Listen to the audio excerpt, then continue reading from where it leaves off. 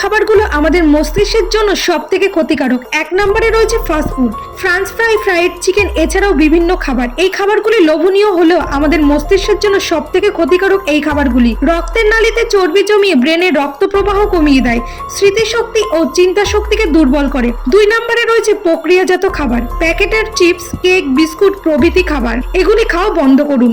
3 নম্বরে রয়েছে অতিরিক্ত চিনিযুক্ত খাবার, সফট ড্রিঙ্ক, ক্যান্ডি, মিষ্টি। এগুলি খেলে ব্রেনের যে ক্ষতিগুলো হয়, ব্রেনের সেলের কার্যকারিতা কমায়, মুড সুইং ও ডিপ্রেশনে ভোগায়। 4 নম্বরে রয়েছে red meat, sausage, hot dog, beacon.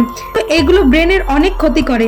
এইসব খাবারে সোডিয়াম নাইট্রেট ও রাসায়নিক থাকে যা ব্রেনের ফাংশন কমিয়ে দেয়। 5 নম্বরে রয়েছে অতিরিক্ত অ্যালকোহল, ব্রেনের নিউরন ধ্বংস করে, স্মৃতিশক্তি কমিয়ে দেয়। 6 নম্বরে রয়েছে অনিয়মিত খাবারের অভ্যাস, দীর্ঘ সময় না খেলে ব্রেনের গ্লুকোজের ঘাটতি হয়। 7 নম্বরে রয়েছে লবণ, প্রসেস জাতীয় খাবার, প্যাকেটের নুডলস, চিপস, আচার।